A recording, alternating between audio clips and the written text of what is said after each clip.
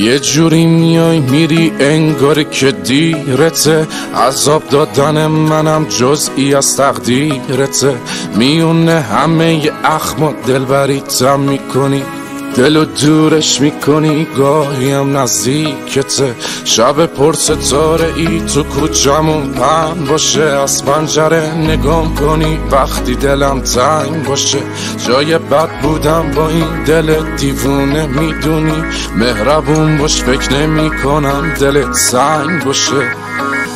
چی میشه رد بشی از کوچمون، یه نگاهی کنی ابرو کمون. تقصیر دل چیه آرزوشی شده، کاشکی بیای بشی همسایمون. چی میشه رد بشی از کوچمون، یه نگاهی کنی ابرو کمون. تقصیر دل چیه آرزوشی شده، کاشکی بیای بشی همسایمون.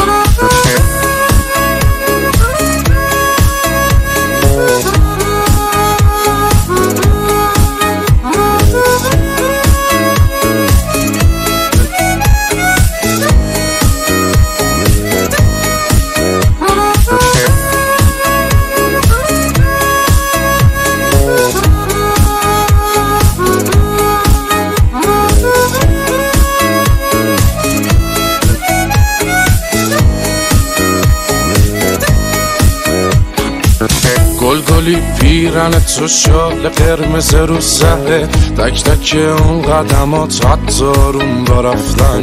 همشون فانتزیای شب و روز من شدن، خودم و هر روز مجسم میکنم دور بر. چی میشه رد بشی از کوچمون، یه نگاهی کنی ابرو کمون. تقصیر دل چیه آرزوشی شده، کاشکی بیای بشی همسایمون.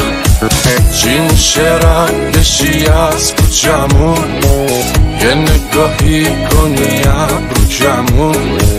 تقصیر دل چیه آرزوشی شده، کاشکی بیای بشی همسایمون.